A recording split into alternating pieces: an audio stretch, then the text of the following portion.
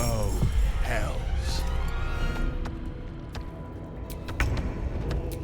How unseemly.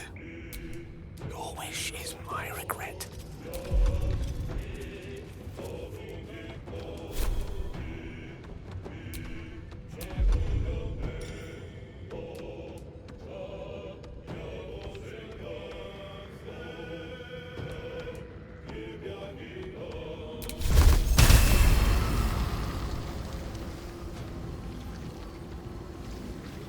Dance macabre.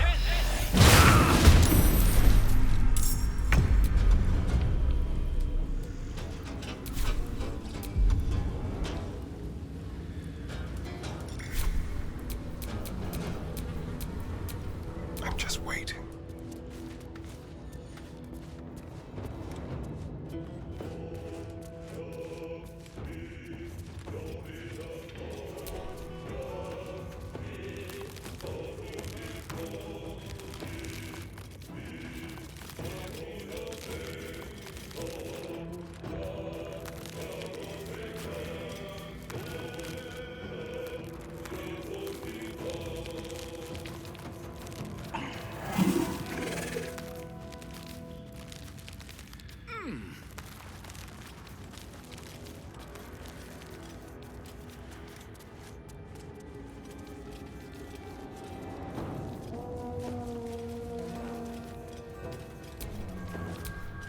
Can't afford to stay idle.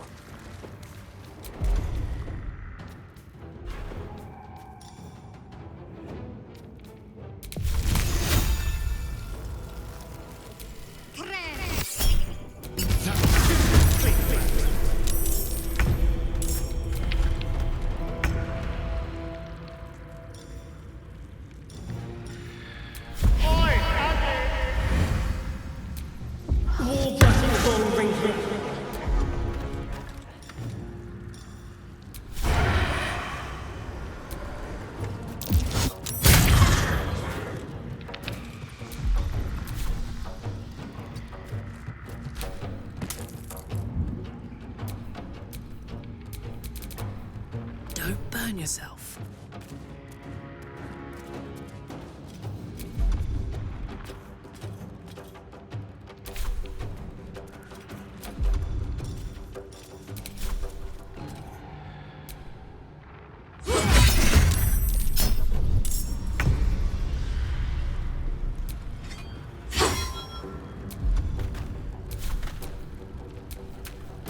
Staying out of sight.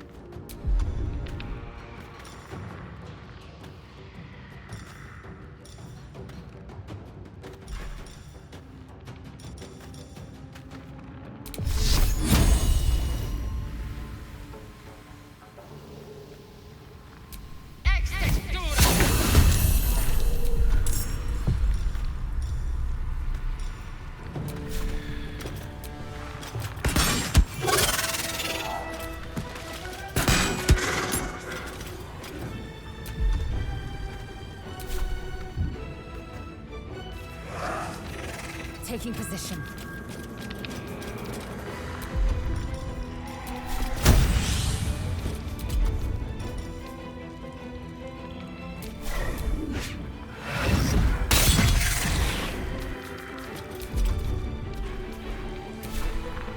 Battle favors the fearless.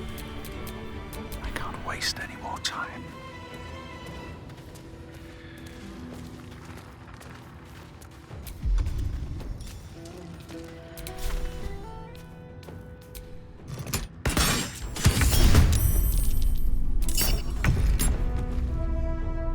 These boots have seen everything.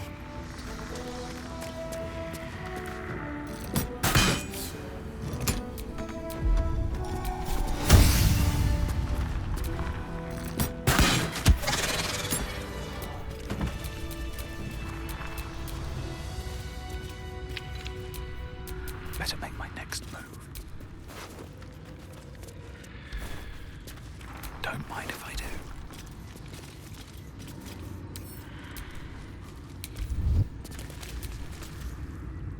I have a confession.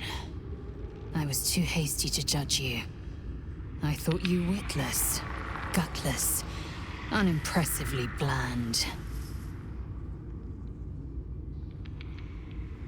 Now, well, you've earned my respect and more still. You've proven your wits. You are efficient and dominant, in and out of battle. You've proven your courage. I swear you would tear the horns off one dragon to plunge into another. And you're hardly bland. Your scent alone is enough to make my neck sweat and my hairs stand on end.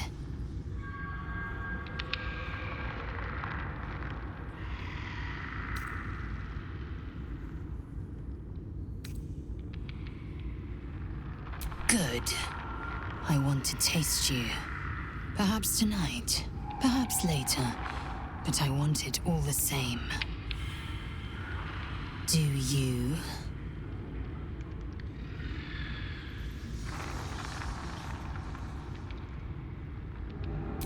Yes. Perhaps one night soon, I will come to your bunk and take what is mine. Until that night comes, I shall keep enjoying your scent. Speak. If you must know, Vlaakith requires everything of her children. I can't count how many bruises I've inflicted. Can't measure how much blood I've drawn in the undying Queen's name. I know only blood red and death black. My mind is silver, and my body steel. I am what I must be, say what I must be, to survive every beast I face and every wound I bear.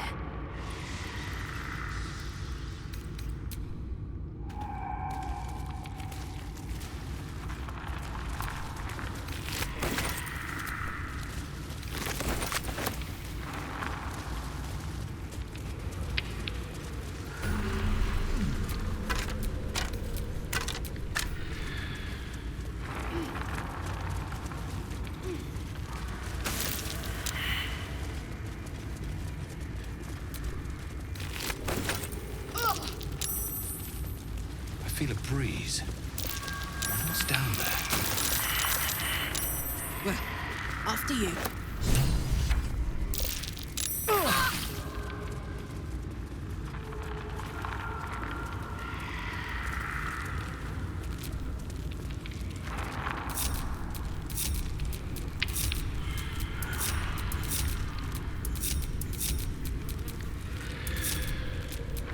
Oh, I have the magic touch.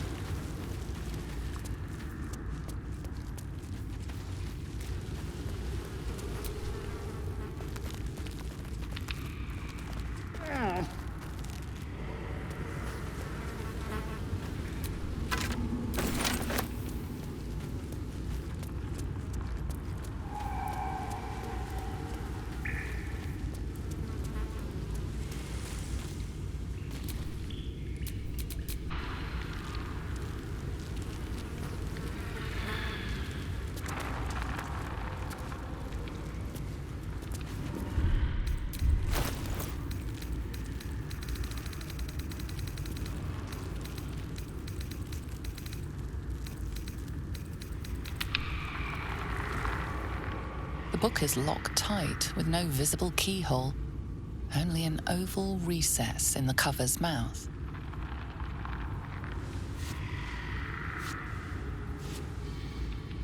You try to examine the book, but the longer you stare, the more those piercing amethyst eyes draw you in. That looks terribly heavy. Why don't you let me carry it for you?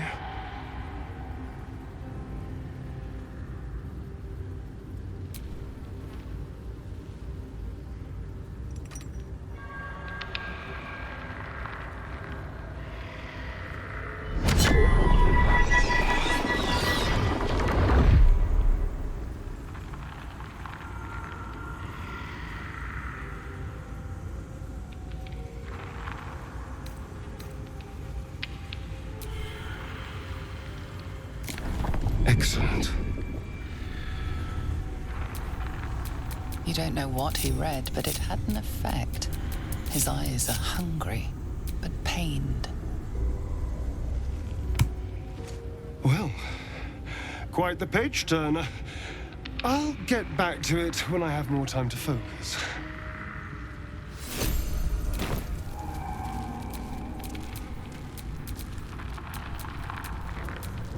Well, hello.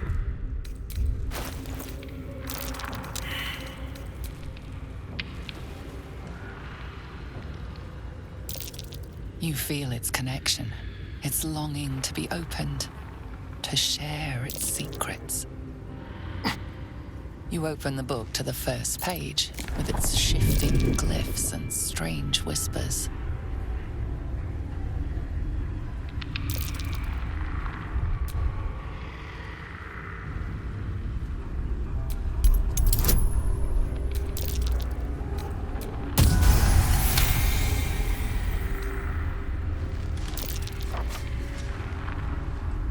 The symbols dart beneath your eyes, warping and twisting.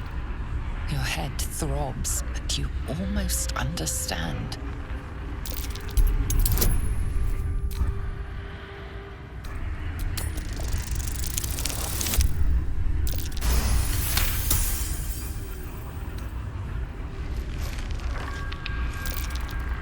The world around you is gone. You can only see those glyphs, only hear those voices. You feel claws moving in the shadows. They pull at you, dragging you closer.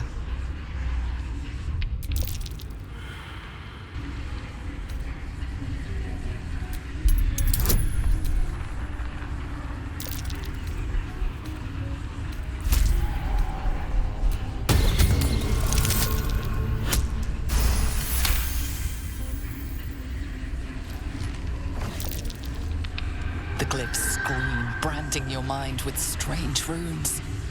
You see time rewritten, fate undone, your future thrumming with power. The book snaps closed. You've seen too much. What profane knowledge is now seared inside of you you should never have known.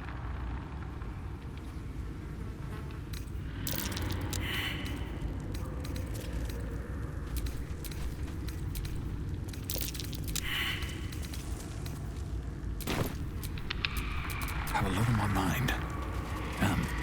Well, in it.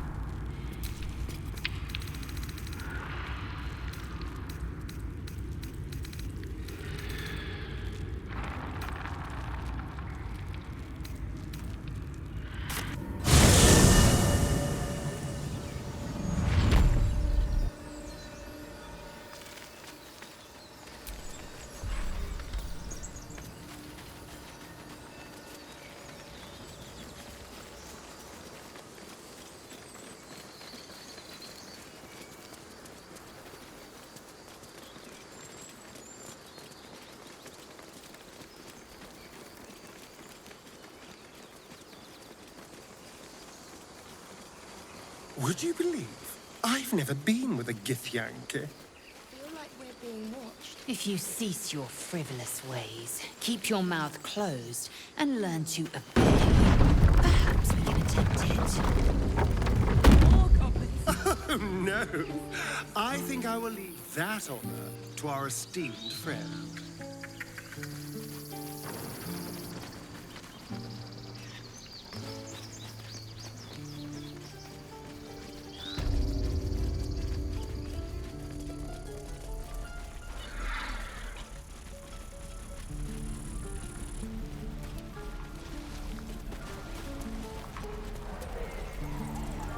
He'd leave himself for a good while after this.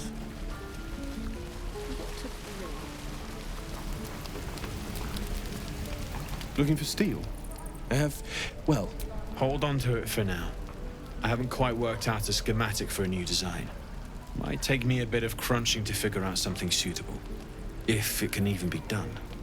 But it's my top priority, believe me. Anything to take my mind off, well, everything.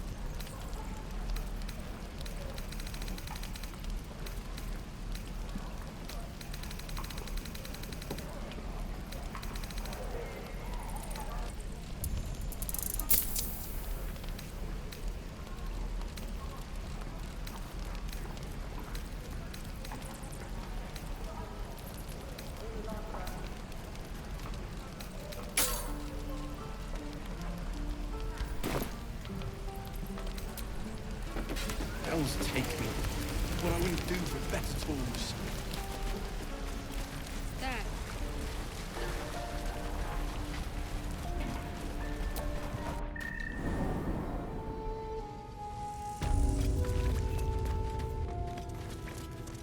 They'll find it. Yes, of course. Zevlor. By Delt's virtue. The Blade of Frontiers? What's happened, Will? I paid the price of angering the wrong devil. Believe me, I understand better than most. A moment passes as Zevlor contemplates Will's words. He then turns his attentions to you. I heard what happened. Thank you for protecting the child. If the druids are this far gone, then it's not just goblins we have to fear. So we can risk violence here, or face it for certain on the road. Quite the choice, isn't it? It's good of you to offer, but there's a whole army of goblins out there. We'd need an army of our own to escort us safely to Baldur's Gate. And while I don't doubt your abilities, you're no army. There may be a way, though. Goblins are ill-disciplined. It's unlike them to organize so cleverly. Somebody must be leading them, bringing discipline to their ranks. Take out that leadership, and they'll scatter. It's no small thing to ask, but I've seen you fight. You're equal to the task.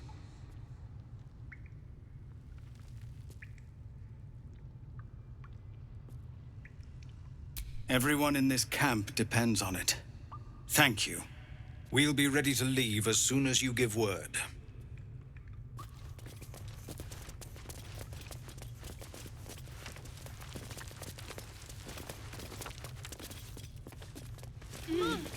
Just Zevlor.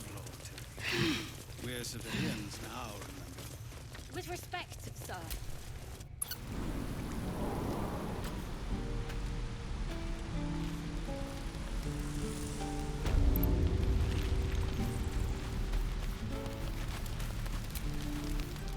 Used to think the goblins would kill us the second we set foot outside. But after hearing what you did at the gate, well, I still think they'll kill us. But at least we can put up a fight. We're tougher than we look. We've survived persecution, survived Avernus. Who knows? Some of us might even make it to Baldur's Gate.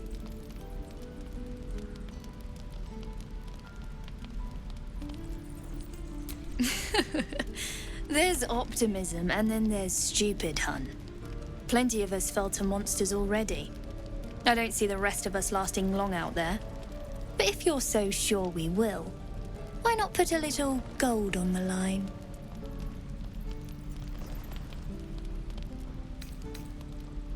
Excellent. And since I ain't one to leave a debt unpaid, that means we're destined to meet in Baldur's Gate. Looking forward to it.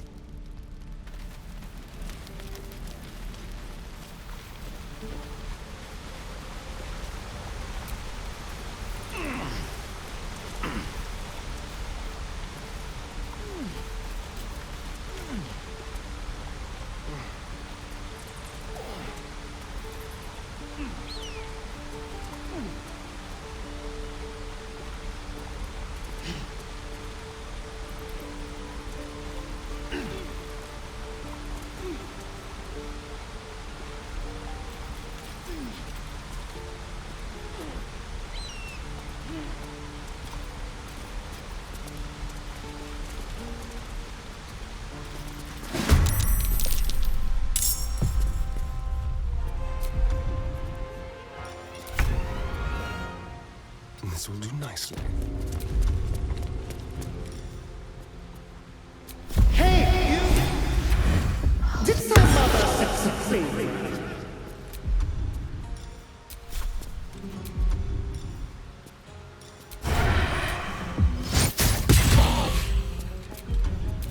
Victory awaits. On the move.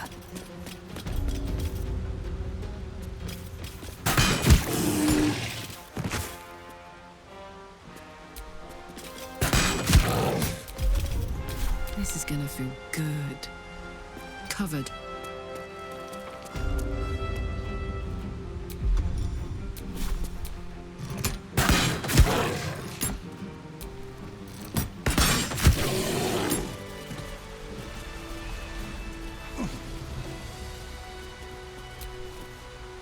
My condition likes being ignored as little as I do. I must consume another artifact. And soon.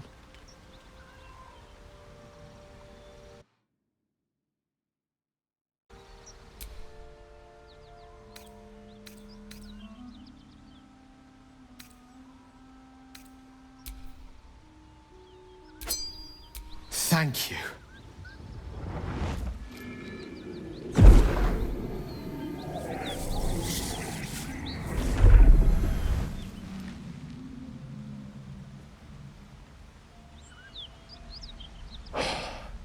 Good gods.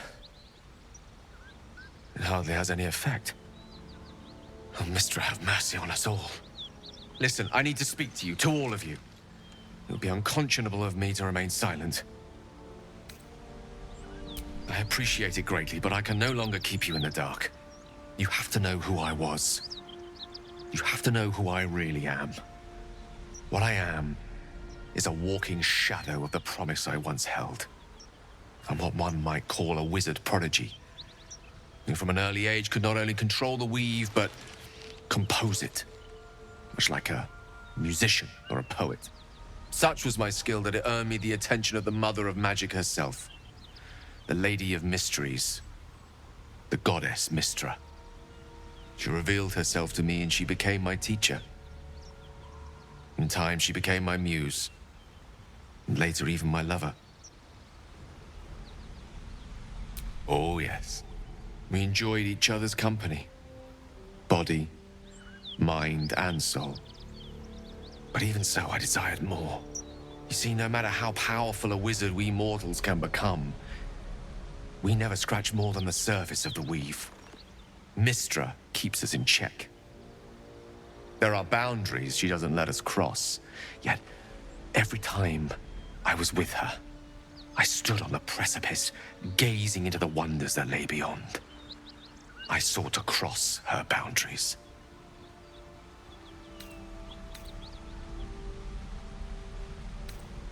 I tried to convince her. I pouted. I pleaded. Swore my ambition was only to serve her better. She only smiled and told me to be contented. But inconceivable as it seems to me now, I shared a bed with a goddess, and yet I wasn't satisfied. So I sought to prove myself worthy to her instead. We come now to the crux of my folly. Shall I share the story behind it, or would you rather head straight to its sordid finale? Very well. Here goes. Once upon a very long time ago, a mighty lord lived in a tower. A flying tower, to be precise. I'll save his history for another time, but the gist of it is that he sought to usurp the goddess of magic so that he could become a god himself. He almost managed, but not quite. And his entire empire, Netheril, came crashing down around him as he turned to stone. The magic that was unleashed that day was phenomenal. Roiling like the prime chaos that outdates creation. Even the weave itself could not withstand the onslaught. It fractured, then shattered, and all magic was lost to the mortal realms, until the day Mistra returned. She restored the weave, reuniting all its scattered shards. Or so I thought. Until, in the course of my studies, I learned of a book. A Netherese tome in which a piece of the fractured weave had been sealed beyond her reach. What if, I thought, what if, after all this time, I could return this lost part of herself to the goddess?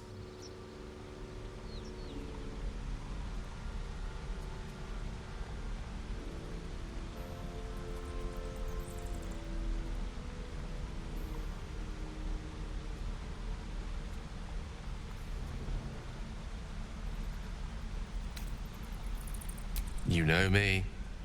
My gestures can never be grand enough.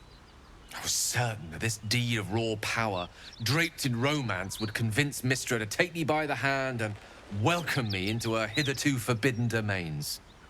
I was mistaken. I obtained the fabled book and took it into my study. As for what happened next... Here. Place your hand over my heart. Let me show you.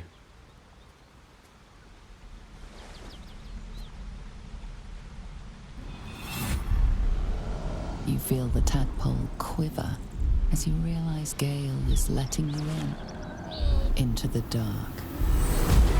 You see through Gale's eyes, staring down the corridors of a dread memory. A book, bound, and suddenly opened. Inside there are no pages, only a swirling mass of blackest weave that pounces.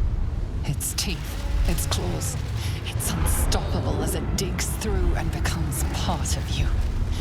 And gods, is it ever hungry. What is it? What do you see?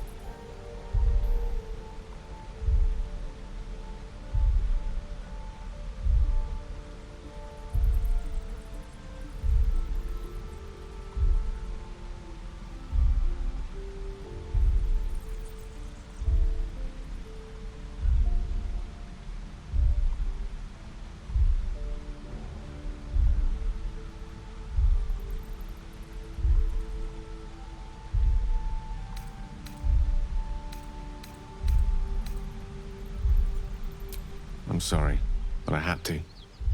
After all, this is only the beginning.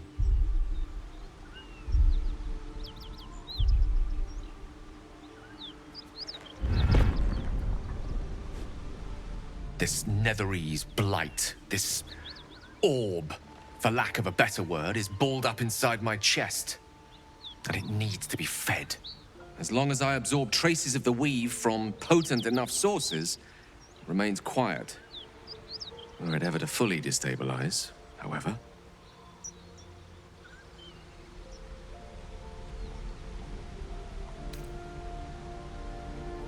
Rather worse, actually.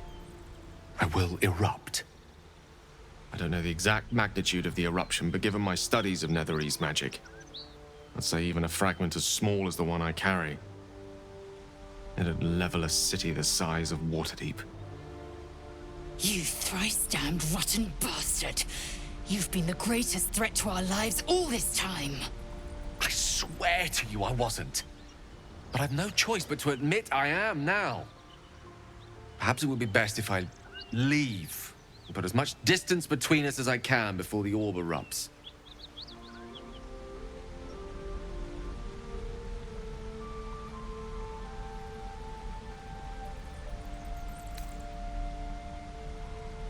I know. All of this. It must feel like a betrayal. Say the word, and we'll part ways.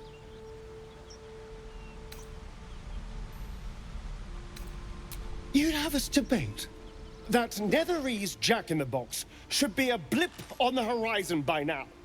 I agree. Let us be rid of this menace. I would consume some midnight tears and venture as deep into the Underdark as I possibly could. Till they cloud my eyes forever.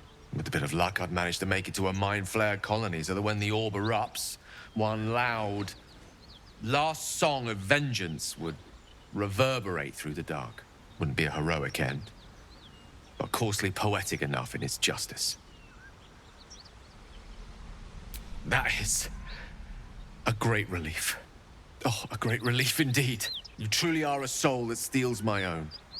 From all my new rallied heart, I thank you. I thank you all. I understand if you stand against me. I'm humbled if you stand with me. Either way, I will do my best not to let you down. I stand at a precipice, but if you do not give up hope, neither shall I. I'll fight. I'll resist as long as I can. Now, even I am tired of the sound of my own voice. Let us venture forth.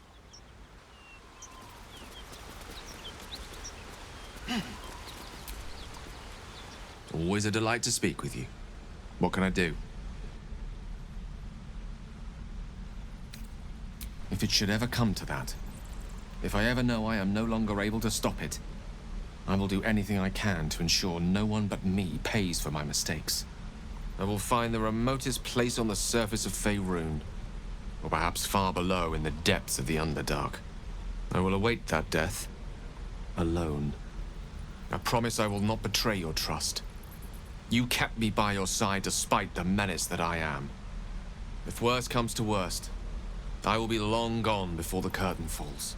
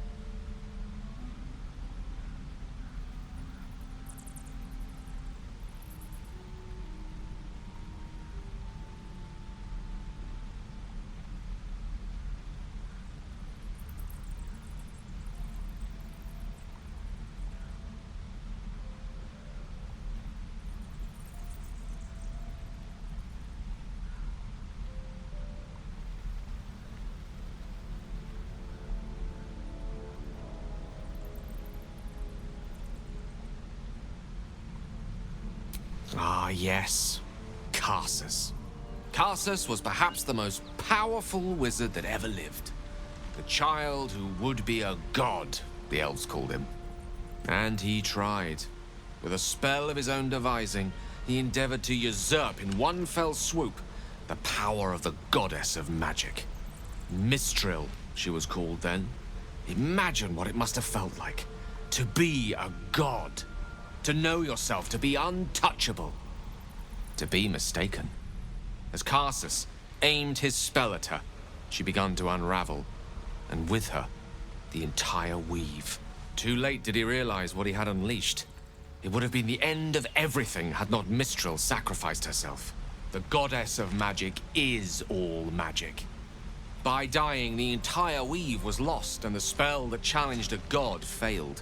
It was the end of Mistral, the end of Karsus, and the end of an entire civilization. As the child who would be a god was turned to stone, his empire came crashing down around him. The floating cities of Netheril were no more. An event that came to be known as Karsus's folly.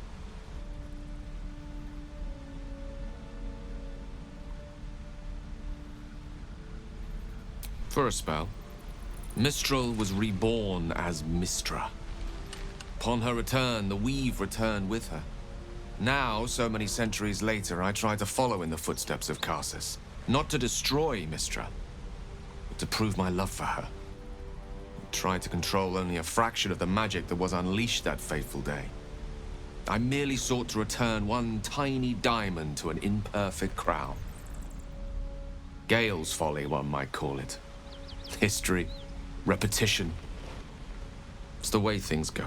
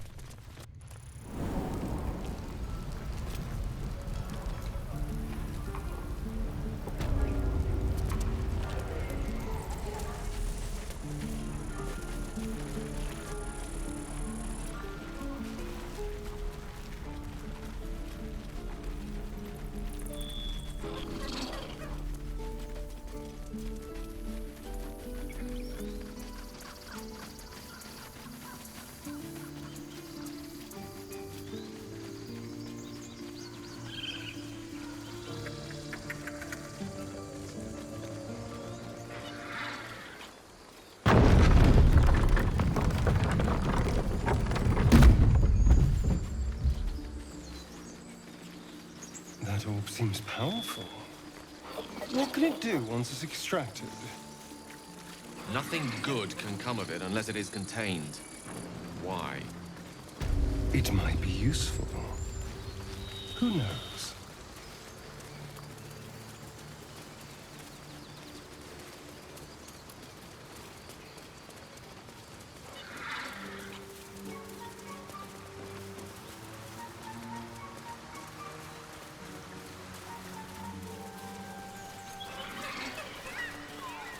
So, Gale, how is your sad, hopeless pining going?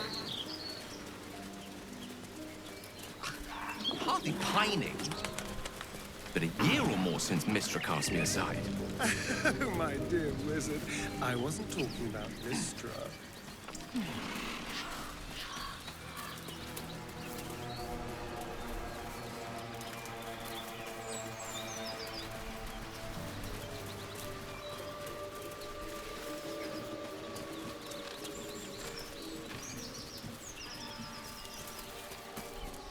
Just tell us where she is. We don't want any trouble. But you're bloody Transforming getting into a some, mind don't- flare. Lads, for the love of all that is holy, I've never clapped eyes on your poor sister.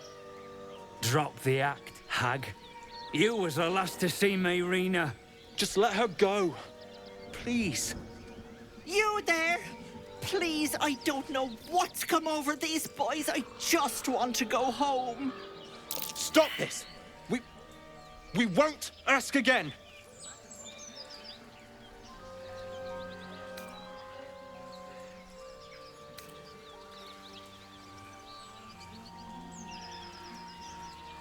Careful! Don't trust a word out of her mouth. Our sister went to the hag, and we ain't seen her since. Hand over heart, I don't know their sister. I will gladly help you all look for her, though. Enough! Where is she?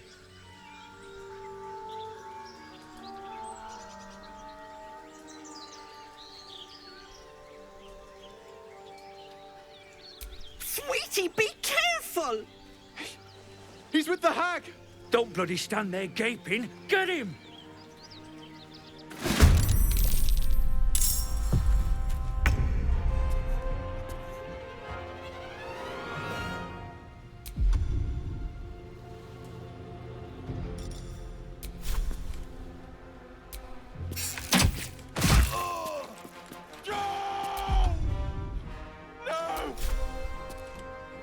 Delicious.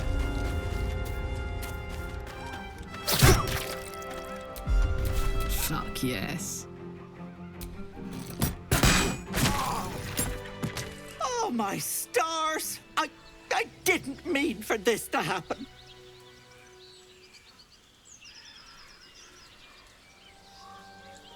Those poor boys were looking for their little sister, Mayrina, the girl who was staying with me.